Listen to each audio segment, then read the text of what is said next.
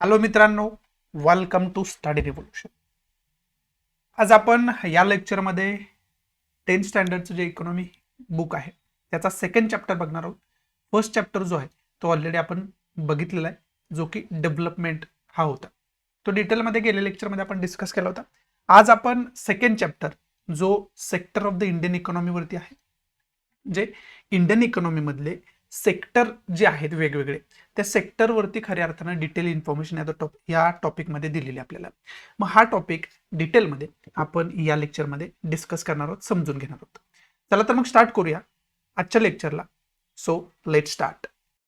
पहिलं तर हा टॉपिक सुरुवात करायच्या अगोदरच तुम्हाला एक डोबल इन्फॉर्मेशन या टॉपिकमध्ये देऊन ठेवतो, म्हणजे सगळा टॉपिक जो आहे नेमकं की पॉईंट्स याच्यामध्ये काय काय दिलेले आहेत ते आपल्याला चांगल्या पद्धतीने समजून घेता येईल.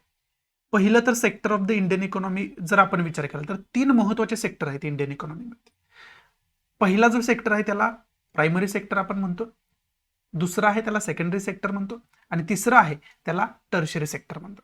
आता प्रायमरी सेक्टरमध्ये ज्या काय ऍक्टिव्हिटीज येतात, जे काय इन्व्हॉल्वमेंट आहे प्रायमरी सेक्टरमध्ये ज्या काय ऍक्टिव्हिटीजची, ती विशेष करून ऍग्रिकल्चरल बेसवरती आहे.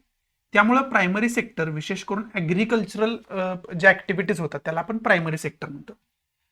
सेकंडरी सेक्टर जे आहे, त्या सेकंडरी सेक्टर विशेष करून जे इंडस्ट्री आहे, वेगवेगळ्या इंडस्ट्री आहेत, वेगवेगळ्या इंडस्ट्रीयल ऍक्टिव्हिटीज चालतात, तो जो सेक्टर आहे त्याला आपण सेकंडरी सेक्टर म्हणतो.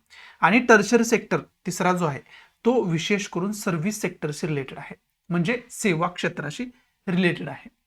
अशा पद्धतीचे 3 सेक्टर आहेत, त्याला आपण प्रायमरी, सेकंडरी आणि टर्चरी सेक्टर म्हणतो. आणि याच 3 सेक्टरविषयी आपण डिटेल इन्फॉर्मेशन या लेक्चरमध्ये अभ्यासण्याचा प्रयत्न करणार आहोत. परंतु ढोबळमानाने हे बॅक ऑफ द माइंड तुमच्यात राहू द्या की प्रायमरी सेक्टर आपण विशेष करून ऍग्रिकल्चरल रिलेटेड ऍक्टिव्हिटीजला म्हणतो. सेकंडरी सेक्टर आहे ते इंडस्ट्रीयल सेक्टरला आपण सेकंडरी सेक्टर म्हणतो, आणि सर्व्हिस सेक्टरला आपण टर्शरी सेक्टर म्हणतो. प्राथमिक सेक्टर असेल किंवा द्वितीय असेल किंवा तृतीय आपण म्हणू शकतो मराठीमध्ये विशेष करून. मग हे आपण डिटेलमध्ये काय इन्फॉर्मेशन दिली ते बघण्याचा खरं तर प्रयत्न करूया. परंतु टोटल जो टॉपिक आहे तो विशेष करून ह्या 3 सेक्टरवरती आहे, हे फक्त तुम्ही चांगल्या पद्धतीने समजून घ्या पहिल्यांदा. मग आता सेक्टर विषयी बोलायचं झालं तर सेक्टर कशाचे असतात, तर सेक्टर इकॉनॉमिक ऍक्टिव्हिटीजचेच असतात. कशाचे असतात सेक्टर्स, तर इकॉनॉमिक ऍक्टिव्हिटीजचे असतात. मग जर समजा तुम्ही इकॉनॉमिक ऍक्टिव्हिटीज ऍग्रिकल्चरशी रिलेटेड करत असाल, म्हणजे काय, तर ऍग्रिकल्चरशी रिलेटेड तुम्ही उत्पन्न वगैरे शेतीतून काढत असाल, तर तुमचं जी ऍक्टिव्हिटीज आहे ती कोणत्या क्षेत्रामध्ये येतात, प्रायमरी सेक्टरमध्ये येणार, बरोबर. परंतु जर तुम्ही इंडस्ट्रीयल सेक्टरशी रिलेटेड असाल, म्हणजे एखादी तुमची फॅक्टरी असेल आणि त्या फॅक्टरीमधून समजा आता शेती ऍग्रिकल्चरशी रिलेटेड, ऍग्रिकल्चरमध्ये समजा तुम्ही कापसाचं उत्पादन घेताय, मग ते कापसाचं उत्पादन जे आहे ते कुठून घेतलंय तुम्ही, ऍग्रिकल्चरल मधून घेतलंय, म्हणजेच कुठून आलंय ते प्रायमरी सेक्टर मधून आलेले, बरोबर आहे. परंतु त्या कापसापासून जर तुम्ही धागा बनवत असाल, तुम्ही वेगवेगळे कपडे बनवत असाल, तर ते कुठं न्यावं लागतं तुम्हाला, त्या कापसाला कुठं न्यावं लागतं, तर इंडस्ट्रीमध्ये न्यावं लागतं, फॅक्टरीमध्ये न्यावं लागतं. मग फॅक्टरी कशाशी रिलेटेड येते, इंडस्ट्रीयल सेक्टरशी रिलेटेड येते. म्हणजेच इंडस्ट्रीयल सेक्टरशी रिलेटेड जे काय ऍक्टिव्हिटीज असतात त्याला आपण काय म्हणतोय, सेकंडरी सेक्टर म्हणतोय. मग कापूस हा कोणत्या सेक्टरमधून आला, प्रायमरी सेक्टरमधून आला. आणि कापसावरती वेगवेगळ्या प्रक्रिया करून त्याच्यावरती त्याचे धागे बनवले जातात, आणि त्या धाग्यापासून त्याचा कपडा बनवला जातो. म्हणजे त्याच्यावरती वेगवेगळ्या प्रक्रिया झाल्या, आणि या प्रक्रिया कुठं केल्या गेल्या, इंडस्ट्रीमध्ये केल्या गेल्या. मग कापूस आला कुठून म्हटलं तुम्हाला, तर तुम्ही लगेच सांगायला पाहिजे प्रायमरी सेक्टरमधून आला. आणि त्याच्यापासून कापड बनून आलं, हे कुठून आलं, तर इंडस्ट्रीयल सेक्टरमधून आलं, म्हणजेच काय, सेकंडरी सेक्टरमधून आलं, बरोबर आहे. आणि आता समजा त्या कपड्याचं ट्रान्सपोर्ट करायचं आपल्याला, समजा महाराष्ट्रामध्ये तो कपडा बनलेला आहे आणि महाराष्ट्रामधून तुम्हाला मध्य प्रदेशमध्ये त्याचं ट्रान्सपोर्ट करायचं आहे, अरुणाचल प्रदेशमध्ये त्याचं ट्रान्सपोर्ट करायचं आहे, उत्तर प्रदेशमध्ये त्याचं ट्रान्सपोर्ट करायचं आहे, असं वेगवेगळ्या राज्यांमध्ये त्याचं ट्रान्सपोर्ट करायचं आहे. मग आता ही ट्रान्सपोर्ट करण्याची प्रक्रिया जी आहे ती कशामध्ये येते, सर्व्हिस आहे ती एक प्रकारची, बरोबर आहे. आणि ती सर्व्हिस घेतल्याशिवाय आपल्याला तो जो कपडा आहे तो वेगवेगळ्या ठिकाणी ट्रान्सपोर्ट करता येणार नाही. मग ती जी ट्रान्सपोर्ट करण्याची प्रक्रिया त्याला आपण सर्व्हिस म्हणतो, ती एक प्रकारची सेवा आहे. आणि ही जी सर्व्हिस आहे तीच कोणत्या सेक्टरमध्ये येते, टर्शरी सेक्टरमध्ये येते. समजते तुम्हाला. आणि हेच सगळं तुम्हाला याच्यामध्ये चांगल्या पद्धतीनं समजावून सांगितलेलं आहे. मग वेगवेगळे एक्झाम्पल देऊन सांगितले. आता एखाद्या शेतीतून तुम्ही समजा ऊसाचं उत्पादन घेत आहे, शुगर कॅनचं उत्पादन घेत आहे एखाद्या शेतीतून, ते शुगर कॅन कुठून आलं मग? तर ते शुगर कॅन आलं प्रायमरी सेक्टरमधून. परंतु त्या शुगर कॅन पासून तुम्ही त्या ऊसापासून साखर बनवता. आता साखर कुठं जाणार? तो ऊस कुठं जाणार? ऑब्वियस आहे कारखान्यावर जाणार. जो साखर कारखाना आहे त्या साखर कारखान्यावरती तो ऊस नेणार आणि त्याचं गाळप करून त्याच्यापासून साखर बनते. मग ऊस कुठून आला म्हटलं तर आपण काय म्हणतो? प्रायमरी सेक्टरमधून आला, कारण तो शेतातून आलाय डायरेक्ट. त्याच्यापासून साखर बनवून ती साखर कुठून आली म्हटलं तर तुम्ही काय म्हणणार? तर त्या इंडस्ट्रीमधून, फॅक्टरीमधून, त्या साखर कारखान्यातून आलेली आहे. म्हणजेच काय? तर सेकंडरी सेक्टरमधून आले. आणि जर तुम्हाला विचारलं ही साखर ट्रान्सपोर्ट जर केली तर ते ट्रान्सपोर्टची ऍक्टिव्हिटी कोणत्या सेक्टरमध्ये येते? तर ऑब्वियस आहे ते सर्व्हिस आहे. म्हणजेच काय? तर टर्शरी सेक्टरमध्ये येते. हे एवढं सोपं आहे. हे दोन वेगवेगळे एक्झाम्पल तुम्हाला त्याच्यासाठी देऊन सांगितले तुम्हाला. मग आता इथं पिक्चरमध्ये तुम्हाला दिसते एक पोस्टमन आहे, इथं पत्र देतोय. एक हमाल आहे, तो सामान वाहतूक करण्याचं काम करतोय. एक महिला आहे, ती शेतात काम करते. इथं एक महिला आपल्याला दिसते, ती कपडे विकताना आपल्याला पाहावयास मिळते. इथं जे मजूर आहेत ते विटा निर्माण करताना आपल्याला या ठिकाणी पाहावयास मिळतात. मग ह्या सगळ्या ज्या ऍक्टिव्हिटीज आहेत त्याचं तुम्हाला डिवायडेशन करता यायला पाहिजे, की प्रायमरी सेक्टरमध्ये येतात, की सेकंडरी सेक्टरमध्ये येतात, की टर्सरी सेक्टरमध्ये येतात. मग हे सगळे एक्झाम्पल देऊन तुम्हाला सांगितले. आता तुम्हाला चांगल्या पद्धतीने याचं डिवायडेशन करता येऊ शकतं. आणि हेच तुम्हाला विशेष करून पुढच्या एका पेजवरती समजावून सांगितलं. आता इथं प्रायमरी सेक्टर सांगितलं. आता प्रायमरी सेक्टर कशाशी रिलेटेड आहे इथं तुम्हाला सांगितले? ॲग्रिकल्चरल अँड रिलेटेड सेक्टर्स असं विचारलं, म्हणजे शेतीशी रिलेटेड आहे प्रायमरी सेक्टर. त्यानंतर तुम्हाला सेकंडरी सेक्टर दिले. मग सेकंडरी सेक्टर जर म्हटलं तर तुम्हाला या ठिकाणी पाहाव्यास मिळते की सेकंडरी सेक्टर कशाशी रिलेटेड आहे? तर इंडस्ट्रीशी रिलेटेड आहे. आणि त्यानंतर तुम्हाला टर्शरी सेक्टर दिले आणि ते कशाशी रिलेटेड आहे? तर टर्शरी सेक्टर आहे सर्व्हिसशी रिलेटेड, म्हणजे सर्व्हिस सेक्टरला आपण टर्शरी सेक्टर असं म्हणतो. हेच तुम्हाला सोप्या पद्धतीनं एक्झाम्पल देऊन मी तुम्हाला सांगण्याचा प्रयत्न केला. आणखी सोप्या भाषेत जर बोलायचं झालं तर आता इथं प्रायमरी सेक्टरची एक्झाम्पल दिलीत आणि विशेष करून ॲग्रिकल्चर सेक्टरला आपण प्रायमरी सेक्टर म्हणतो. पण त्याच्यापेक्षा सोप्या भाषेत म्हटलं तर समजून घ्यायचं म्हटलं तर जे प्रोडक्ट आपण डायरेक्ट नेचरपासून निर्माण करतो ना त्याला आपण प्रायमरी सेक्टरमधले प्रोडक्ट असं म्हणतो. आता इथं समजा इथं कशाचं हे चित्र दिलं, एखादं फळ दिलेलं आहे आपल्याला पाहावयास मिळते. मग इथं लसूण असू शकतोय, एखादी घेवड्याची शेंग असू शकते. हे कुठून आलं? तर ॲग्रिकल्चरल म्हणून शेतीतून आलं. मग शेतीचं उत्पादन जे आहे ते कुठून आपण घेतो? तर डायरेक्ट नेचरकडून घेतो. जमिनीमधून त्या बियांचं आपण खरं तर उत्पादन करत असतो. तशाच पद्धतीने तर कापूस दिलेला आहे, इथं गहू दिलेला आहे तुम्हाला. तशाच पद्धतीनं गाईचं दूध दिलेलं आहे. आता गाई काय करते? तर चारा खाते आणि दूध देते. हे नॅचरलच आहे, त्याच्यावरती तुम्हाला कोणती प्रक्रिया करायची गरज पडत नाही. कोळशाचं उत्पादन घ्या तुम्ही. कोळसा कुठून घेता तुम्ही? हा नॅचरली निर्माण झालेला असतो जमिनीमध्ये ऑलरेडी. ते फक्त खणून आपण त्याचं उत्खनन करत असतोय, त्याची खाण करून ते घेत असतोय. झाडापासून वेगवेगळी फळं घेतो आपण, झाडाची सावली घेतो. हे विशेष करून कुठून येतं? तर प्रायमरी सेक्टरमधून येतं. हे प्रायमरी सेक्टरचे वेगवेगळे एक्झाम्पल आपल्याला पाहावयास मिळू शकतात. मग ही सगळी एक्झाम्पल लक्षात ठेवण्यापेक्षा प्रायमरी सेक्टरमधल्या ऍक्टिव्हिटी कशाला म्हणायचं? ज्या डायरेक्ट नेचरकडून आपण उत्पादन घेतोय त्या ज्या इकॉनॉमिक ऍक्टिव्हिटीज असतात त्याला आपण प्रायमरी सेक्टरच्या खरं तर ऍक्टिव्हिटीज म्हणतो, किंवा त्याला आपण टोटली प्रायमरी सेक्टर म्हणतो. आणि सेकंडरी सेक्टर तर ऑलरेडी मी तुम्हाला सांगितले की एखादी प्रक्रिया करण्यासाठी आपल्याला इंडस्ट्रीची गरज पडते, त्यावेळेस आपण काय म्हणतो? तो सेकंडरी सेक्टरमधला प्रोडक्ट आहे. म्हणजे धागा असू द्या, कपडा असू द्या, किंवा साखरेचं एक्झाम्पल तुम्हाला दिलं, शूज तयार करायचा असू द्या. शूज, कातडीचा शूज जरी तयार करायचा म्हटलं तर त्याच्यावरती वेगवेगळ्या प्रक्रिया करायच्या असतात, त्याचं शिवणकाम करायचं असतं वगैरे वगैरे असतं. गाडी निर्माण करण्याचा असू द्या, खुर्ची निर्माण करू शकता. खुर्चीचं लाकूड जे आहे ते लाकूड कुठून आलेलं आहे? तर नेचरपासून आलेलं आहे. परंतु त्याला आकार देणं, त्यानंतर त्याच्या वेगवेगळे आकार एकत्र करून जोडणं, त्याला त्याची खुर्ची बनवणं, याच्यासाठी कशाची गरज आहे? इंडस्ट्रीची गरज आहे. त्यामुळे खुर्चीचा जर आपण विचार केला तर हे सेकंडरी सेक्टरशी रिलेटेड आहे. परंतु फक्त लाकडाचा विचार जर आपण केला असा तर ते कुठल्या सेक्टरशी रिलेटेड असलं असतं? तर ऑब्वियस आहे प्रायमरी सेक्टरशी रिलेटेड असलं असतं. हा फरक तुम्हाला खऱ्या अर्थानं समजणं कुठेतरी गरजेचं आहे. आणि टर्शरी सेक्टर म्हणजे ऑलरेडी तुम्हाला सांगितलं, वेगवेगळ्या ज्या सेवा असतात त्या सेवांना आपण काय म्हणतो?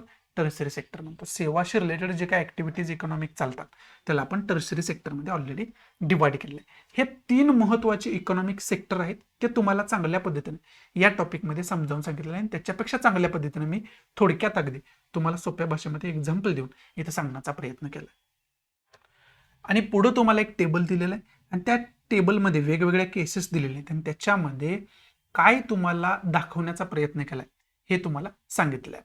आता याच्या पुढे जाऊन मी तुम्हाला सोप्या भाषेत समजावतो. हा टेबल तर तुम्ही प्रयत्न करा, याच्यामध्ये काय तुम्हाला वाटतं, याच्यावर तुमचे काय मत आहेत हे तुम्हाला इथं लिहायचे आहेत. ते तर आहेच, परंतु आता ही जशी 3 सेक्टर आहेत वेगवेगळे आपण समजावून घेतले, तशीच ही 3 सेक्टर एकमेकांवरती डिपेंडंट आहेत, अवलंबून आहेत. ती कशी अवलंबून आहेत? फॉर एक्झाम्पल जसं की आपण कापसाचं उत्पादन केलं, समजा इथं एका शेतकऱ्यानं कापसाचं उत्पादन केलेलं आहे, बरोबर आहे. मग आता हा शेतकरी काय करणार, हा कापसाचं केलेलं उत्पादन कुठं ट्रान्सपोर्ट करणार, तर तो ट्रान्सपोर्ट करणार इंडस्ट्रीला, कारण त्याच्यापासून धागा बनवायचा, त्याच्यापासून कपडे बनवायचे आहेत, बरोबर आहे. म्हणजे हा कापूस कुठं आला, सेकंडरी सेक्टरमध्ये आला, आणि सेकंडरी सेक्टरमधून हा कापूस ट्रान्सपोर्ट केला जाणार आहे कुठं, त्या कस्टमरपर्यंत, जो ग्राहक आहे त्या ग्राहकापर्यंत ट्रान्सपोर्ट करावं लागणार आहे, बरोबर आहे. मग त्या ग्राहकाला ट्रान्सपोर्ट करण्यासाठी काय करावं लागणार आहे, ट्रान्सपोर्ट सेवा घ्यावी लागणार आहे आपल्याला. म्हणजे ते कुठं गेलं, आता टर्शरी सेक्टरमध्ये गेलं. मग आता इथं जर शेतकऱ्यानं कापूस उत्पादन करायचाच बंद केला तर काय होईल, तर याच्याच रिलेटेड धागा निर्माण करणाऱ्या ज्या वेगवेगळ्या इंडस्ट्रीज आहेत, कपडा निर्माण करणाऱ्या वेगवेगळ्या इंडस्ट्रीज आहेत, त्या काय करावं लागणार, आपल्याला शटडाऊन करायला लागणार, बंद करायला लागणार, ऑब्वियस आहे बंद पडणार. मग याच्यावरती अवलंबून जो सेवा सेक्टर याच्यावरती जे अवलंबून आहे, सर्व्हिस सेक्टर जे याच्यावरती अवलंबून आहे, ते सुद्धा काय करावं लागणार आहे, बंद करावं लागणार आहे, कारण यांना काही कामच नाही, आणि काम नसल्यामुळं यांचं उत्पन्न सुद्धा मिळणार नाही. तशाच पद्धतीनं जर शेतकऱ्यानं कापूस उत्पादन केला, परंतु कापसापासून धागा निर्माण करणारी, कपडा निर्माण करणारी, कापसापासून वेगवेगळे प्रोडक्ट निर्माण करणारी इंडस्ट्रीने जर तो कापूस घ्यायचा बंद केला आणि ती इंडस्ट्री बंद करून टाकली, तर काय होईल, तर ह्या शेतकऱ्यानं उत्पादन केलेला कापूस जो आहे तो तसाच पडून राहील, म्हणजे त्याचं नुकसान होईल. म्हणजे कापूस उत्पादन करणं कुठेतरी धोक्यास त्याला होऊ शकतं, म्हणजे हे सुद्धा बंद होईल, बरोबर आहे. आणि याच्या पुढे जाऊन टर्शरी सेक्टर विषयी जर बोलायचं झालं, यानं शेतकऱ्यानं पण कापूस उत्पादन केलाय, तो इंडस्ट्रीमध्ये पण पाठवला, इंडस्ट्री पण त्याच्यावरती वेगवेगळे प्रोडक्ट निर्माण केले त्याच्यावरती प्रक्रिया करून. परंतु जर सेवा सेक्टरनं, जर सर्व्हिस सेक्टरनं म्हणजे टर्शरी सेक्टरनं जर हे ट्रान्सपोर्ट करणं किंवा ह्याला वेगवेगळ्या सुविधा देणंच बंद केलं, तर काय होईल, तर ऑब्वियस आहे पुन्हा ते प्रोडक्ट तिथंच पडून राहील, ग्राहकांपर्यंत पोहोचणारच नाही. म्हणूनच इथं आपल्याला असं म्हणावं लागतं की प्रत्येक सेक्टर जे आहे ते प्रत्येक सेक्टर इंटरडिपेंडंट आहे, म्हणजे एकमेकांवरती अवलंबून आहे. आणि हे तुम्हाला या ठिकाणी इंटरडिपेंडंट म्हणून सांगितलेलं आपल्याला पाहावं असतं, आणि हेच तुम्हाला या एक्झाम्पलमधून तुम्हाला समजावून सांगितलेलं आहे, समजावून सांगण्याचा प्रयत्न केला. अशाही तुम्हाला चांगल्या पद्धतीने समजलं असेल. पुढे काय दिलंय आपण बघूया. फक्त त्याच्या अगोदर हा टेबल जो आहे तो चांगल्या पद्धतीने सोडवायचा प्रयत्न करा. हे थोडंसं तुम्हाला बोरिंग वाटू शकतं, परंतु याच्यातून तुमच्यामध्ये परफेक्शन येणार आहे. इकॉनॉमीच्या वेगवेगळ्या कॉन्सेप्ट तुम्हाला परफेक्ट होणार आहेत. त्या लक्षात ठेवण्यापेक्षा समजून घेण्याचा जास्त प्रयत्न करा. त्यानं तुम्हाला परत परत रिव्हिजन करण्यापेक्षा तुम्हाला परमनंटली ते लक्षात राहील, आणि ते दुसऱ्यांना पण तुम्हाला समजावून सांगता येईल. आणि ऑब्वियस आहे मेन्समध्ये आन्सर राईट पण त्याच्यावरती करता येईल, आणि तुमची वेगवेगळे एक्झाम्पल तुम्हाला स्वतःला त्याच्यामध्ये देता येतील. जर तुम्हाला ती कॉन्सेप्टच नाही समजली तर त्या कॉन्सेप्टचे एक्झाम्पल सुद्धा तुम्हाला पाठ करावं लागतील, जे की धोक्याचं असू शकतं, मार्क्स त्याला जास्त मिळणार नाहीयेत. आणि त्याच्यावरतीच आधारित पुढे तुम्हाला क्वेश्चन विचारेल. पहिलं तर त्या टेबलवरतीच विचारले, complete the about table to show how sectors are dependent on each other. इथं तेच विचारले जे की मी तुम्हाला समजावून सांगितलेलं आहे, की कसं वेगवेगळे सेक्टर्स एकमेकांवरती डिपेंडंट आहेत हे तुम्हाला एक्झाम्पल नुसार शो करून दाखवायचं असं याच्यामध्ये सांगितलंय. पुढे explain the difference between primary, secondary and tertiary sector using the example other than those mentioned in the text. म्हणजे तुमची स्वतःची एक्झाम्पल वापरून तुम्हाला फरक सांगायचा आहे प्रायमरी सेक्टर, सेकंडरी सेक्टर आणि टर्शरी सेक्टर मधला. आणि classify the following list of occupations under primary, secondary and tertiary sector. खालीलपैकी जे ऑक्युपेशन्स आहेत ते तुम्हाला डिवाइड त्याचं करायचं आहे, की प्रायमरी सेक्टरमध्ये ते येतं, सेकंडरीमध्ये येतं की टर्शरीमध्ये येतं. मग त्याच्यामध्ये tailor, basket weavers, flowers cultivators, milk vendor, fisherman, priests, courier, अशा पद्धतीचे एक्झाम्पल दिलेले आहेत. खाली चौथा एक क्वेश्चन तुम्हाला दिलेला आहे. हे क्वेश्चन तुम्हाला सांगायची गरज नाहीये, जे मी तुम्हाला समजावून सांगितलेलं आहे त्याच्यावरतीच आधारित हे क्वेश्चन आहेत. ते तुम्ही सोडवणं फक्त खूप गरजेचं. आता मी क्वेश्चन सांगत नाही याचा अर्थ तुम्ही सोडवायचं नाही असं नाहीये. क्वेश्चन तुम्हाला हे व्यवस्थित लिहिता आले तरच तुम्हाला आतापर्यंत आपण काय केलेलं आहे, आतापर्यंत आपण काय समजून घेतलंय ते समजलं आहे असा त्याचा अर्थ होतो. त्यामुळे तुम्ही चांगल्या पद्धतीनं हे समजून घ्यायचा प्रयत्न करा, सोडवण्याचा प्रयत्न करा. पुढे आपल्याला कंपॅरिझन ऑफ 3 सेक्टर्स दिलेले, कंपेअरिंग द 3 सेक्टर्स. 3 सेक्टरचं कंपॅरिझन केलेलं या लेक्चरमध्ये आपल्याला पाहावं मिळते, सॉरी या पॅराग्राफमध्ये केलेलं आपल्याला पाहावयास मिळते. मग याच्यामध्ये एक खूप महत्त्वाची कॉन्सेप्ट सांगितलेली आहे. ती महत्त्वाची कॉन्सेप्ट काय आहे? तर ती कॉन्सेप्ट आहे ग्रॉस डोमेस्टिक प्रोडक्टची कॉन्सेप्ट. आता इथं काय सांगितलं, the value of final goods and services produced in each sector during a particular year provides the total production of the sector for that year. मग याच्यामध्ये सांगितलंय की sum of the production in the 3 sectors given what is called the gross domestic product. म्हणजे आता gross domestic product याच्यामध्ये विशेष करून हे GDP जे आहे ती तुमच्या कंट्रीची इकॉनॉमी किती स्ट्रॉंग आहे ते तुम्हाला सांगतं. याला मराठीत आपण सकल देशांतर्गत उत्पादन असं म्हणू शकतो. आपण त्याला मराठीमध्ये आपण काय म्हणू शकतोय, सकल देशांतर्गत उत्पादन असं त्याला म्हणू शकतो आपण. मग आता हे जे ग्रॉस डोमेस्टिक प्रोडक्ट आहे, ग्रॉस डोमेस्टिक प्रोडक्ट म्हणजे काय सांगितलंय, sum of the production in the 3 sectors. म्हणजे प्रायमरी सेक्टरमध्ये किती प्रोडक्शन झालं, सेकंडरी सेक्टरमध्ये किती प्रोडक्शन झालं आणि टर्शरी सेक्टरमध्ये किती खरं तर त्याच्यामधून इन्कम मिळाला, उत्पन्न मिळालं. या तिघांची जर गोळाबेरीज आपण करत असेल तर त्याच्यामधून कशाचा आकडा आपल्याला मिळतो, तर त्याच्यामध्ये आपल्याला GDPचा आकडा मिळतो. समजतंय तुम्हाला? आणि हे जे कॅल्क्युलेशन असतं ते एका वर्षासाठी असतं. प्रत्येक वर्षाचं हे कॅल्क्युलेशन केलं जातं आणि त्याच्यामधून त्या वर्षांचं कंपॅरिझन जर आत्ताच्या वर्षाचं मागच्या वर्षाची कंपॅरिझन केलं तर आपल्याला समजतं की आपली इकॉनॉमी ग्रो होते की खरं तर डिक्रीज होते. समजते? हे पुन्हा एकदा तुम्हाला समजावून सांगतो. GDP म्हणजे काय, तर ग्रॉस डोमेस्टिक प्रोडक्ट ज्याला आपण म्हणतो, मराठीमध्ये सकल देशांतर्गत उत्पादन ज्याला आपण म्हणतो, ते म्हणजे काय, तर तिन्ही सेक्टर मधल्या फायनल गुड्सचं काय आपण करतोय, तर गोळाबेरीज करतोय. म्हणजे प्रायमरी सेक्टरमधून आपल्याला किती उत्पन्न मिळालं, सेकंडरी सेक्टरमधून आपल्याला किती उत्पन्न मिळालं आणि टर्शरी सेक्टरमधून आपल्याला किती उत्पन्न मिळालं, याची सगळ्यांची आपण काय करत असतोय, बेरीज करत असतोय. समजते? आणि याची जी बेरीज येत असते त्याला आपण काय म्हणतोय, ग्रॉस डोमेस्टिक प्रोडक्ट. समजते? आणि या ग्रॉस डोमेस्टिक प्रोडक्टचं कॅल्क्युलेशन किती वेळेसाठी असतं, तर 1 वर्षासाठी असतं. प्रत्येक वर्षाचं कॅल्क्युलेशन करून खरं तर हा GDP काढला जातो. आणि हा प्रायमरी सेक्टर पूर्ण कंट्रीचा विचार करतात, सेकंडरी सेक्टर पूर्ण कंट्रीचा विचार करतात आणि टर्शरी सेक्टर पूर्ण कंट्रीचा विचार करतात. म्हणून तर कंट्रीची इकॉनॉमी स्ट्रॉंग आहे की वीक आहे हे कशावरून समजतं, तर त्या कंट्रीचा ग्रॉस डोमेस्टिक प्रोडक्ट किती आहे त्याच्यावरून आपल्याला समजतं. आणि हेच तुम्हाला या खरं तर सगळ्या पॅराग्राफमध्ये समजावून सांगण्याचा या ठिकाणी प्रयत्न केला. फक्त आता ग्रॉस डोमेस्टिक प्रोडक्टचा जर आपण विचार केला तर ते फक्त देशाच्या बाउंड्री लाईनच्या आतमध्ये जेवढं काय उत्पन्न होतंय त्याचाच फक्त विचार करतं, बाउंड्री लाईनच्या बाहेरचा विचार करत नाही. जर तुम्हाला ग्रॉस नॅशनल प्रोडक्ट म्हटलं तर मग तुम्ही बाउंड्री लाईनच्या बाहेरचा पण विचार करू शकता. परंतु तुर्तास आपण काय बघतोय, ग्रॉस डोमेस्टिक प्रोडक्ट बघतोय. ग्रॉस नॅशनल प्रोडक्टवर आताच मी बोलत नाही, नसेल तर तुम्ही कन्फ्यूज व्हाल इथंच.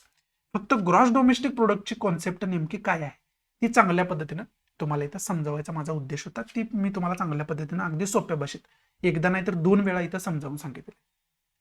पुढे बघूया आपल्याला काय दिलेलं आहे ते. आणि पुढे एका मथळ्याच्या खाली, एका हेडलाईनच्या खाली तुम्हाला काय सांगितलं की historical change in a sector. आता हिस्टॉरिकल चेंज, ऐतिहासिक बदल काय झाला, तर ज्यावेळेस इंग्रज भारतामध्ये आले होते त्याच्या अगोदर जास्त आपली इकॉनॉमी कशावरती डिपेंड होती, तर प्रायमरी सेक्टरवरती डिपेंड होती. 80% पेक्षा 80-90% पेक्षा जास्त म्हणू शकतो आपण की जास्त लोक काय करत होते, शेती करत होते, ॲग्रिकल्चरशी रिलेटेड होते, ॲग्रिकल्चरवरच त्यांचा उदरनिर्वाह सुरू होता. म्हणजे प्रायमरी सेक्टरवरती डिपेंडंट आपली इकॉनॉमी होती इंग्रज यायच्या अगोदर. आणि इंग्रज आल्यानंतर काय झालं, तर त्यांनी चहाचं उत्पादन सुरू केलं, त्यांना पाहिजे ते प्रोडक्ट भारतामध्ये उत्पादन करायला सुरुवात केलं. इंग्लंडमध्ये ते प्रोडक्ट घेऊन जायचे कमी किमतीमध्ये, त्याच्यावरती प्रक्रिया करायची. म्हणजे समजा भारतामधून कापूस घेऊन स्वस्तात ते कापूस खरेदी करायचे, इंग्लंडला घेऊन जायचे, त्याच्यापासून इंग्लंडमध्ये कापड बनवायचे आणि ते परत भारतामध्येच आणून विकायचे. समजते?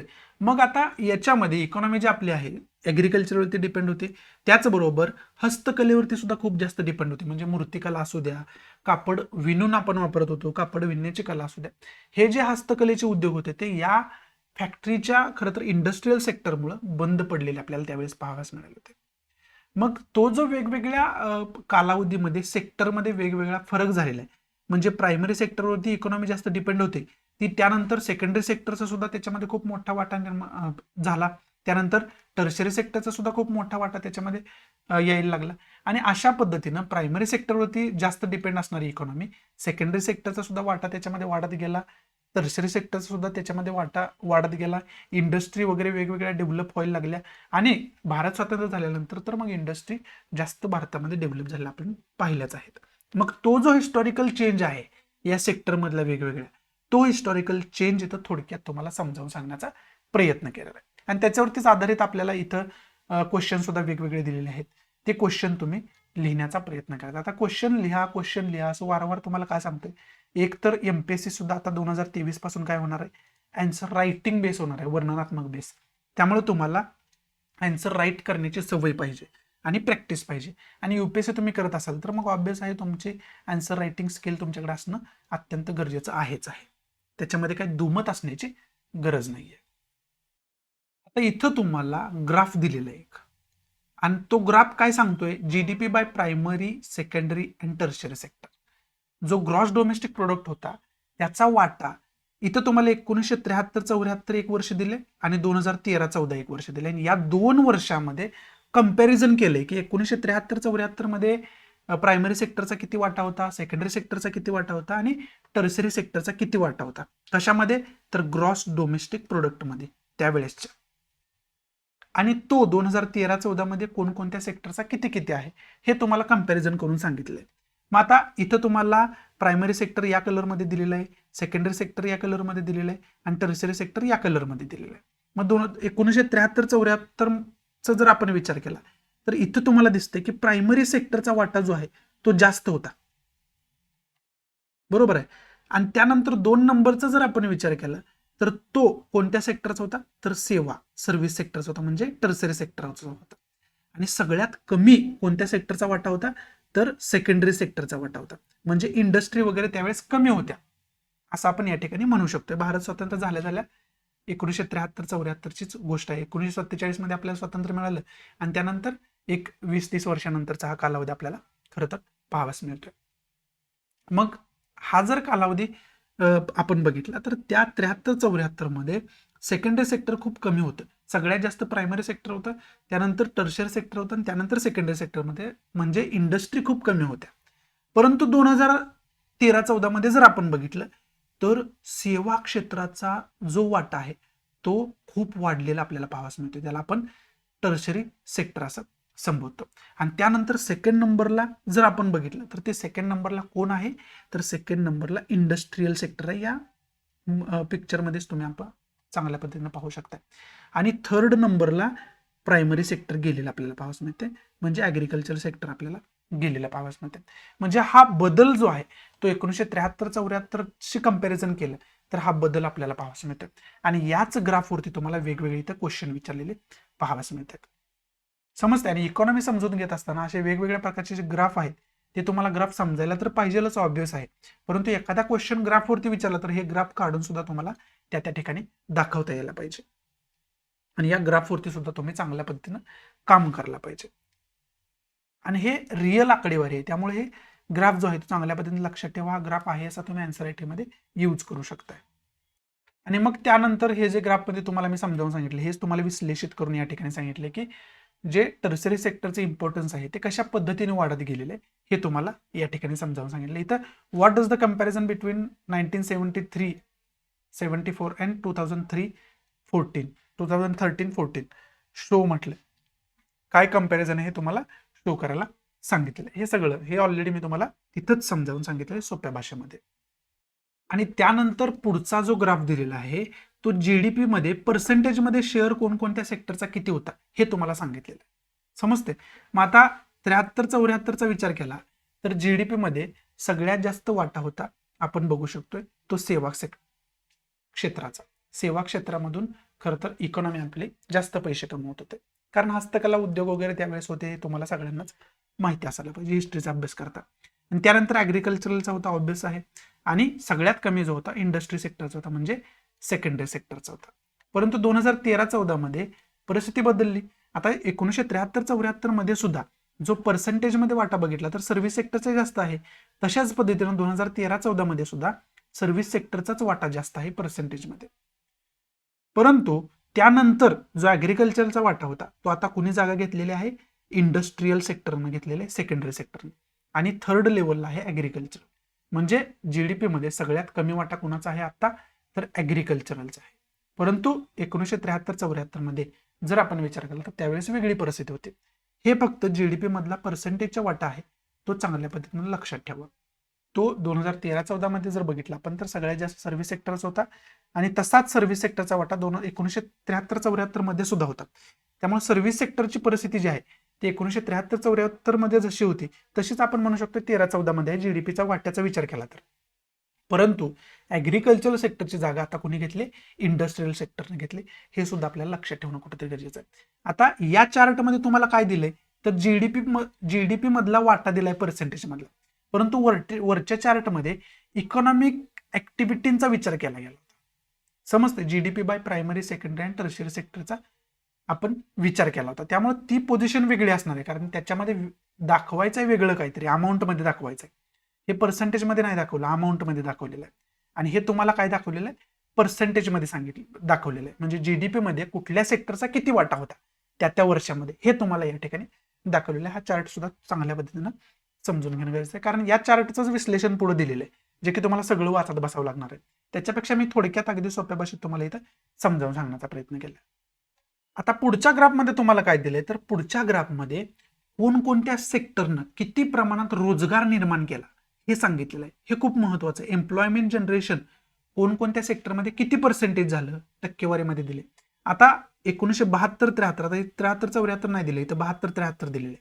1972-73चा विचार केला तर रोजगार सगळ्यात जास्त मिळत होता तो प्रायमरी सेक्टर मधून मिळत होता. म्हणजे सगळी शेतामध्ये काम करत होती, शेतीसारखे व्यवसाय करत होते, त्यामुळे शेतामधून जास्त रोजगार मिळणं ऑब्वियस आहे.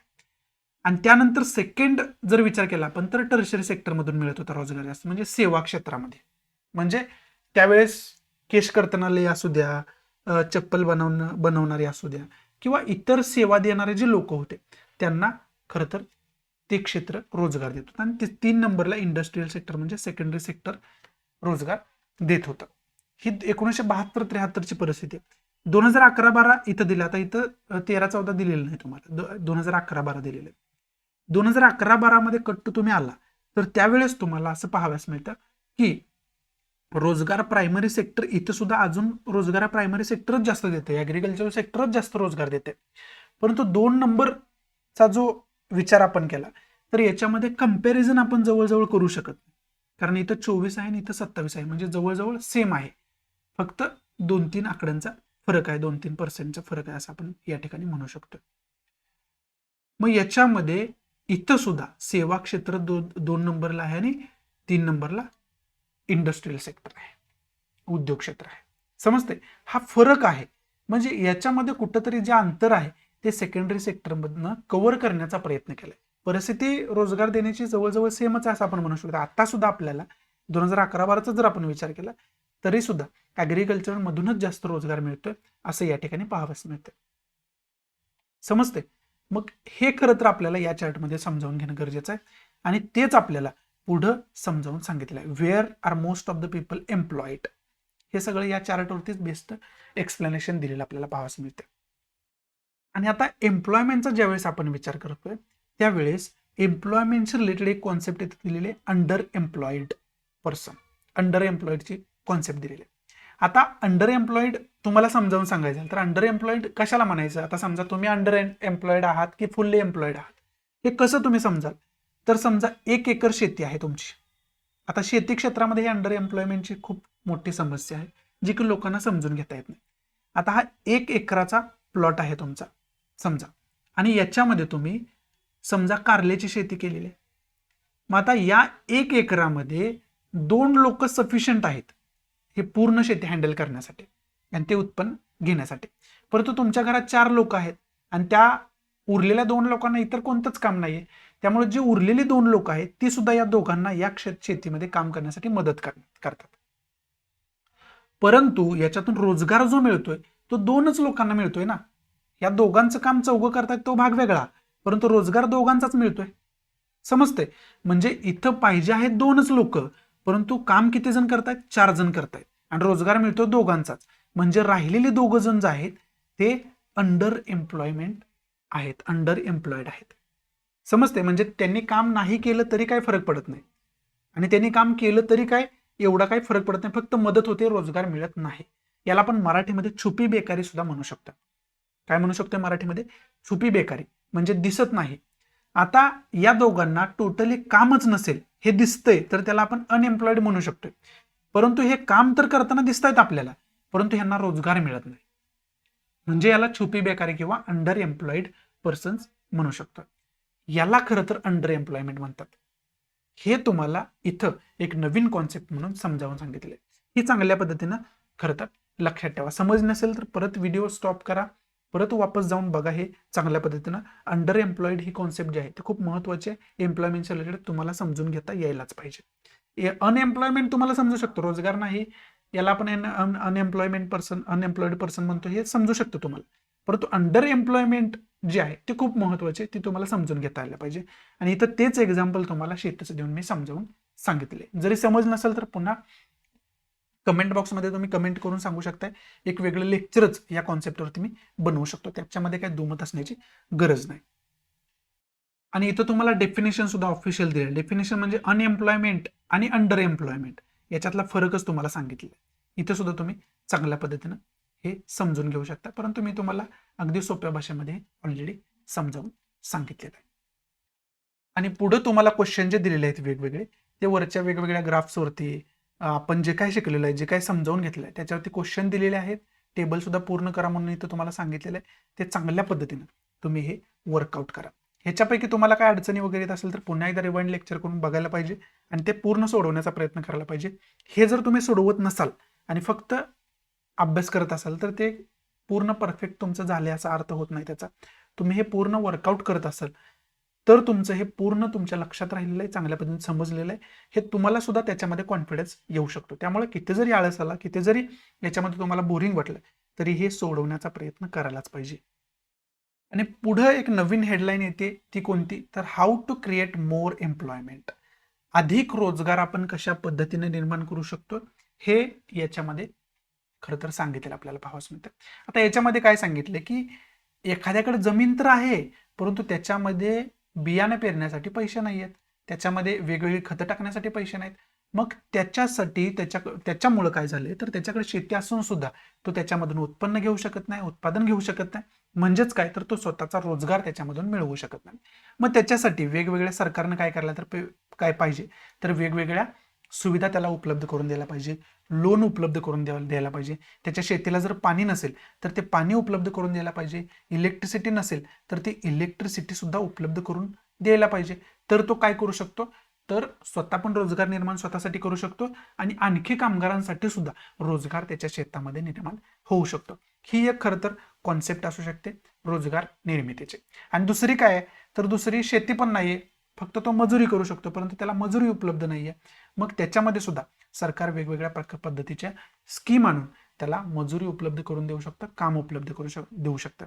मग तशाच पद्धतीनं इथं एक एक्झाम्पल कशाचं दिलं गेलंय तर इथं एक्झाम्पल दिलं गेलंय मनरेगाचं.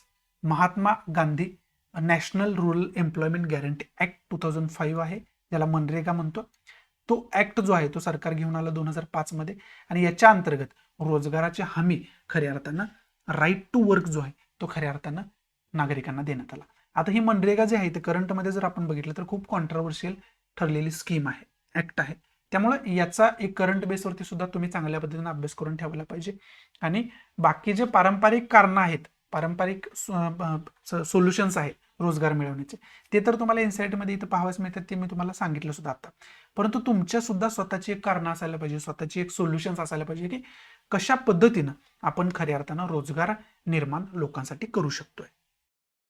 आणि पुढं त्याच्या आधारावरती तुम्हाला क्वेश्चन दिलेले आपल्याला पाहावयास मिळते. Why do you think MNREGA 2005 is referred to as a right to work? हे तुम्हाला विचारलं. असे वेगवेगळे प्रश्न तुम्हाला आपण जे काय आतापर्यंत समजावून घेतलं आहे त्याच्यावरती आधारित दिलेले, जे की तुम्ही लिहिणं कंपल्सरी आहे. पुन्हा पुन्हा मी तेच सांगतो. जर तुम्ही हे सगळं समजलंय तुम्हाला, परंतु तुम्ही आन्सर राईट करत नसाल तर त्याचा काय उपयोग नाही. कारण हे सगळं आपण समजावून घेतोय कशासाठी तर मल्टिपल चॉईस क्वेश्चन आपल्याला चांगल्या पद्धतीने सोडवता यावेत, आपल्याला आन्सर राईट चांगल्या पद्धतीनं करता यावं जेणेकरून आपल्याला जास्तीत जास्त मार्क्स मिळतील आणि आपलं नाव मेरिट लिस्टमध्ये येईल. त्यामुळे ती जी प्रक्रिया आहे ती पेशंटली फॉलो करणं अत्यंत गरजेचं आहे. आता आपण आतापर्यंत आपण काय बघितलं होतं, तर डिव्हिजन सेक्टरचं बघितलं होतं इकॉनॉमिक ऍक्टिव्हिटीजवरती आधारित. बरोबर आहे, त्याला आपण प्रायमरी, सेकंडरी आणि टर्शरी सेक्टर म्हटलं होतं. परंतु आता इथं जे डिव्हिजन दिलंय सेक्टरचं ते ऑर्गनाइज्ड आणि अनऑर्गनाइज्ड, संघटित आणि असंघटित जे काही सेक्टर्स आहेत त्याच्यावरती आधारित दिलेले आहे. आता याच्यामध्ये सगळं जे काय सांगितलं अगदी थोडक्यात तुम्हाला समजावून सांगतो. खूप चांगल्या पद्धतीने लक्ष देऊन ऐका, मी जे काय सांगतोय ते अगदी थोडक्यात आपण समजावून घेऊया. ऑर्गनाइज्ड सेक्टर कशाला म्हणायचं? आता समजा तुम्ही एखाद्या ए नावाच्या कंपनीमध्ये काम करताय आणि तुम्हाला महिन्याला 30,000 रुपये पगार आहे. बरोबर आहे. परंतु याच्यामध्ये कसं आहे, आता ही 30,000 रुपये कंपनी तुम्हाला पगार देतेच, त्याच्याबरोबर आठवड्यातनं ऍटलिस्ट एक सुट्टी देते तुम्हाला. परंतु त्या सुट्टीचं सुद्धा तुम्हाला पेमेंट मिळते, म्हणजे तुमच्या पर्सनल लाईफसाठी तुम्हाला वेळ देते ती कंपनी. त्याचबरोबर तुम्हाला प्रॉव्हिडंट फंडची सुविधा त्याच्यामध्ये आहे, वेगवेगळ्या इन्शुरन्सची सुविधा तुम्हाला आहे त्याच्यामध्ये. जर कंपनीमध्ये कुठला अपघात झाला, त्याची जर झळ तुम्हाला पोहोचत असेल तर त्याची भरपाई देण्याची जबाबदारी सुद्धा या कंपनीची असते. अशा वेगवेगळ्या प्रोव्हिजन्स असतात त्याच्यामध्ये. बरोबर आहे. आणि कंपनी जी आहे ती रजिस्टर्ड आहे, कायदेशीररित्या स्थापन झालेली आहे, म्हणून तर त्याला आपण कंपनी म्हणतोय. कंपनी ऍक्ट आहे वेगवेगळ्या प्रकारचा. म्हणजे हे सगळं कसं आहे तर ऑर्गनाइज्ड सेक्टर आहे, सगळं ऑर्गनाइज केलेलं आहे आणि ह्या सगळ्या सुविधा तुम्हाला त्याच्याबरोबर ती मिळतात. सगळ्या तुम्हाला सेफ्टी जी आहे त्या त्याच्याबरोबर मिळतात. असं जे सेक्टर असते ना त्याला आपण ऑर्गनाइज्ड सेक्टर म्हणतोय. परंतु याच्या विरुद्ध जर आपण बघितलं तर अनऑर्गनाइज्ड सेक्टर कशाला आपण म्हणतो, तर एखादी बिल्डिंग बांधायला चालू आहे आणि त्याच्यामध्ये काही लेबरची गरज आहे. मग ती बिल्डिंग बांधायला चालू असेल तर तिथं वेगवेगळ्या कामासाठी लेबरची गरज पडते आणि त्याच्यामध्ये तुम्हाला रोजगार रोजचा समजा 500 रुपये रोजगार तुम्हाला दिला जातोय. रोज तुम्हाला किती रुपये मिळतात? 500 रुपये मिळतात. परंतु ज्या दिवशी तुम्ही काम कराल त्याच दिवशी फक्त 500 रुपये मिळतात. मग याच्यामध्ये ना तुम्हाला कोणत्याही प्रकारचं कामाची हमी आहे की रोज तुम्हाला काम मिळेल. आता इथं ऑर्गनाइज सेक्टरमध्ये कसं होतं तर महिन्याला 30,000 पगार आहेच तुम्हाला, समजते. म्हणजे महिन्याभराची हमी आहे तुम्हाला, त्यानंतर रिटायरमेंट पर्यंतची हमी आहे तुम्हाला, रिटायरमेंट नंतर PF वगैरे मिळण्याची हमी आहे, मेडिक्लेम मिळण्याची हमी आहे त्या सर्व्हिसमध्ये तुम्हाला. परंतु इथं जे आहे ते रेग्युलर बेसिसवरती तशा पद्धतीची हमी नाही. तुम्ही काम केलं तर तुम्हाला पगार मिळेल, नाही केलं तर पगार मिळणार नाही. म्हणजे तुम्हाला सुट्टीची वगैरे हमी इथं नाहीये. त्याचबरोबर अशा अनऑर्गनाइज्ड सेक्टरमध्ये कामाची हमी नसते. म्हणजे बिल्डिंगचं काम पूर्ण झालं की तुमचं काम संपलं, त्यानंतर तुम्हाला परत काम शोधायला कुठंतरी वेगळ्या ठिकाणी जावं लागेल. तोपर्यंत तुम्हाला त्याच्यामध्ये तुम्हाला कोणत्याही प्रकारचा रोजगार मिळेलच याची कोणती हमी नाहीये. त्याला आपण अनऑर्गनाइज्ड सेक्टर असं म्हणत असतोय. त्याचबरोबर वेगवेगळे PF असतात, मेडिक्लेम असतात, इन्शुरन्स असतात, त्याच्यामध्ये तुम्हाला कोणतीही खरं तर गॅरंटी नसते. त्याचबरोबर बिल्डिंगमध्ये कोणता अपघात वगैरे झाला आणि त्याच्यामध्ये तुम्हाला काय झळ पोहोचत असेल तर तिथं कोणती अथॉरिटीज अशी नाहीये की ती तुम्हाला काय करेल तर तुम्हाला तिथं भरपाई देईल किंवा तुमच्या पाठीमागे खंबीरपणे उभं राहील, तुम्हाला आर्थिक मदत करेल, समजते. त्या सेक्टरला आपण काय म्हणत असतोय तर त्या सेक्टरला आपण अनऑर्गनाइज्ड सेक्टर म्हणतोय. आणि या दोन बेसिसवरती खऱ्या अर्थानं डिव्हिजन खरं तर आपण सेक्टर बेसिसवरती करू शकतोय. मग खऱ्या अर्थाने जी पहिली केस तुम्हाला सांगितली त्याला आपण ऑर्गनाइज्ड सेक्टर म्हणतोय आणि दुसरी जी केस सांगितली त्याला आपण अनऑर्गनाइज्ड सेक्टर म्हणतोय. आणि ते सगळं तुम्हाला या ठिकाणी खरं तर समजावून सांगितलं. आणि तशाच पद्धतीने तर कपड्या दुकानात तुम्ही काम करत असाल, वेगवेगळ्या ठिकाणी काम करत असाल जिथं की बाकी सगळ्या तुम्हाला सेफ्टी दिलेल्या नाहीत, हमी दिलेल्या नाहीत. हा फरक आहे ऑर्गनाइज्ड आणि अनऑर्गनाइज्ड सेक्टरमध्ये. आणि याच बेसिसवरती या दोघांचं डिवायडेशन खरं तर झालेलं आहे. मग हे सगळं विस्तारितरित्या तुम्हाला वेगवेगळे एक्झाम्पल देऊन तुम्हाला खाली समजावलेलं आहे, जे की एवढ्या थोडक्यात आपण समजावून घेऊ शकतो. अशाही तुम्हाला चांगल्या पद्धतीने समजावून मी सांगू शकलो असेल. आणि त्याच्यावरतीच आधारित तुम्हाला इथं क्वेश्चन दिलेले आहेत, जे की तुम्हाला चांगल्या पद्धतीनं काम त्याच्यावरती करायचं आहे, सोडवायचे आहेत. आणि पुढे एक हेडलाईन दिलेली आहे की how to protect workers in the unorganised sector. मग आता इथं तुम्हाला काय करायचं आहे, इथं हा पॅराग्राफ वाचण्यापेक्षा हे तर वाचाच तुम्हाला आहे, पण याच्यामध्ये एवढी काही इम्पॉर्टंट अशी महत्वाची इन्फॉर्मेशन नाही. 1990 पासूनचा कालावधी एक दिलेला आहे. परंतु याच्यामध्ये तुम्हाला अनऑर्गनाइज्ड सेक्टरमध्ये जे वर्कर्स काम करतायत त्यांच्या प्रोटेक्टसाठी जे काय ऍक्ट्स आतापर्यंत बनवले गेलेत ना, ते ऍक्ट्स तुम्ही चांगल्या पद्धतीनं बघून घेणं, चांगल्या पद्धतीने त्याचा अभ्यास करणं अत्यंत गरजेचं आहे. आणि त्या ऍक्ट्स तुम्ही चांगल्या पद्धतीने अभ्यास करून ठेवा.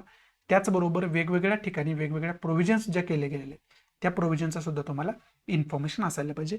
ते चांगल्या पद्धतीनं तुम्ही खरं तर आन्सरमध्ये लिहू शकता. त्याचबरोबर ऑर्गनाइज्ड सेक्टरमध्ये काम करणार पर्सेंटेज किती आहे लोकांचं आणि अनऑर्गनाइज्ड सेक्टरमध्ये किती पर्सेंट लोक काम करतात, ह्याचं एक पर्सेंटेज, ह्याची एक आकडेवारी तुम्हाला खरं तर माहिती असणं कुठेतरी गरजेचं आहे. इथं सुद्धा nearly 80% of rural households in India are in a small and marginal farmer category. म्हणजे इथं पर्सेंटेज थोडंसं देण्याचा प्रयत्न केलाय, परंतु ऑफिशियल आत्ताचं पर्सेंटेज काय आहे ते तुम्ही बघून ठेवायला पाहिजे. डायरेक्टली तुम्ही आन्सर रायटिंगमध्ये ते यूज करू शकताय. आणि पुढं आणखी 2 खरं तर वेगळे सेक्टर दिलेले, ते म्हणजे sector in terms of ownership, म्हणजे मालकी हक्काच्या आधारावरती सुद्धा 2 सेक्टर आपण पाडू शकतोय. ते म्हणजे पब्लिक सेक्टर एक आणि प्रायव्हेट सेक्टर एक. आता पब्लिक सेक्टर कशाला म्हणायचं? पब्लिक सेक्टर गव्हर्नमेंटच्या मालकीच्या ज्या कंपनीज असतात, जे सेक्टर गव्हर्नमेंटच्या मालकीचे असतात, म्हणजेच खरं तर पब्लिकच्या मालकीचे असतात, कारण गव्हर्नमेंट आपणच निवडून दिलेले, त्या सेक्टरला आपण पब्लिक सेक्टर म्हणतो. परंतु प्रायव्हेट सेक्टर कशाला आपण म्हणतो? तर प्रायव्हेट सेक्टर आपण ज्या एखाद्या व्यक्तीच्या मालकीचे आहेत त्याला आपण प्रायव्हेट सेक्टर म्हणतो. एखाद्या व्यक्तीच्या किंवा व्यक्ती समूहाच्या मालकीचे आहेत त्याला आपण प्रायव्हेट सेक्टर म्हणतो. आता पब्लिक सेक्टरची एक्झाम्पल जर घ्यायची झाली तर कोल इंडिया लिमिटेड आहे, त्याचबरोबर ऑइल इंडिया आपण म्हणू शकतो. अशा पद्धतीच्या ज्या काही कंपनी असतात त्याला पब्लिक सेक्टरमधल्या कंपनी आपण म्हणतो. परंतु प्रायव्हेट सेक्टरचा जर आपण विचार केला तर त्याच्यामध्ये आपण टिस्को घेऊ शकतोय, रिलायन्स इंडस्ट्री लिमिटेड घेऊ शकतोय. अशा ज्या काही अदानी, अंबानी, टाटा यांच्या मालकीच्या ज्या काही कंपन्या असतात त्यांचे एक्झाम्पल आपण या ठिकाणी प्रायव्हेट सेक्टरमध्ये घेऊ शकतोय. परंतु पब्लिक सेक्टर ऑब्विस आहे, गव्हर्नमेंटच्या मालकीच्या असतात. हे खरं तर बेसिक फरक आहे ओनरशिपमध्ये पब्लिक सेक्टरमध्ये आणि प्रायव्हेट सेक्टरमध्ये. हेच फक्त याच्यामध्ये तुम्हाला समजावून सांगितलेलं आहे. आणि इथं मग आता ज्या पब्लिक सेक्टरमधल्या कंपन्या असतात त्याच्यावरती गव्हर्नमेंटलाच खर्च करावा लागतो आणि त्याचं उत्पन्न सुद्धा गव्हर्नमेंटचं उत्पन्न असतं, पब्लिकचं असतं. त्याचा पब्लिक खरं तर वेलफेअरसाठीच उपयोग केला जातो आणि कंपनी अजून पब्लिक सेक्टरमधल्या कशा वाढवता येतील याच्यावरती खरं तर उपयोग केला जातो. परंतु प्रायव्हेट सेक्टरमध्ये ज्यांची ओनरशिप आहे त्यांनाच त्याच्यावरती खर्च करणं गरजेचं असतं. परंतु गव्हर्नमेंटचा याच्यामध्ये काय रोल असतो? तर गव्हर्नमेंटने यांना सपोर्ट देणं गरजेचं असतं. टॅक्समध्ये सपोर्ट असू द्या, वेगवेगळ्या ॲक्टिव्हिटीजमध्ये सपोर्ट असू द्या, हे सपोर्ट करणं अत्यंत गरजेचं असतं, जे की the government has to support असं इथं तुम्हाला सांगितलेलं पाहावयास मिळतं. इथं खऱ्या अर्थानं आपला टॉपिक समाप्त होतोय. मग समिंग अप करत असताना आपण याच्यामध्ये काय काय बघितलं तर पहिलं तर आपण प्रायमरी, सेकंडरी, टर्सरी सेक्टर बघितलं, हे इकॉनॉमिक ॲक्टिव्हिटीजच्या आधारावरती बघितलं. त्यानंतर GDP कॉन्सेप्ट याच्यामध्ये आपण चांगल्या पद्धतीनं समजावून घेतली. त्याच्यामध्ये एम्प्लॉयमेंट किती कोणकोणत्या सेक्टरमध्ये किती प्रमाणात होती हे मागच्या वर्षाची आत्ताच्या वर्षाची कंपॅरिझन आपण करून बघितलं. त्यानंतर ऑर्गनाइज्ड सेक्टर आहे, अनऑर्गनाइज्ड सेक्टर आहे, हे आपण बघितलं. त्याचबरोबर पब्लिक आणि प्रायव्हेट जे काही सेक्टर आहे, पब्लिक ॲक्टिव्हिटीज असतील किंवा प्रायव्हेट सेक्टर असेल, हे पब्लिक प्रायव्हेट सेक्टर याच्यामधला फरक आपण बघितला. हे वेगवेगळे सेक्टर आपण खऱ्या अर्थानं या टॉपिकमध्ये डिस्कस करण्याचा प्रयत्न केला. आशा आहे की मी तुम्हाला चांगल्या पद्धतीनं समजावून सांगू शकलो असेल आणि याच्यावरतीच आधारित तुम्हाला एक्सरसाइज दिलेले आहेत, ह्या चांगल्या पद्धतीनं सोडवण्याचा प्रयत्न करा. ह्या जर तुम्ही चांगल्या पद्धतीने सोडवू शकला तरच तुम्ही हे लेक्चरचा फायदा घेतला आहे, तुम्हाला तरच या लेक्चरचा फायदा झाला असा त्याचा अर्थ होतो. त्यामुळे हे सगळं सोडवण्याचा नक्की प्रयत्न तुम्ही करायला पाहिजे. आणि जर काही याच्यामधून तुम्हाला समजत नसेल तर तुम्ही कमेंट बॉक्समध्ये मला कमेंट करून कळवू शकताय. त्याच्यावरती वेगळं लेक्चर सुद्धा माझी बनवण्याची तयारी आहे. फक्त क्वेश्चन तुमचा तेवढा स्ट्रॉंग असणं कुठेतरी गरजेचं आहे. आणि आवडत असेल तर प्लीज लाईक करा, नसेल तर डिसलाईक करा. आणि डिसलाईक का केलं हे कमेंट बॉक्समध्ये नक्की सांगा, जेणेकरून तुमच्या इन्स्ट्रक्शननुसार त्याच्यामध्ये मी इम्प्रोव्हायझेशन करू शकेन. आणि जास्तीत जास्त आपल्या मराठी विद्यार्थ्यांना शेअर करा, जेणेकरून सर्व मराठी विद्यार्थ्यांचा फायदा होऊ शकेल. तो या ठिकाणी तुमची रजा घेतो. भेटू आपण अशाच नवनवीन इंटरेस्टिंग लेक्चरमध्ये. तोपर्यंत thanks for watching. Good bye, take care, जय हिंद.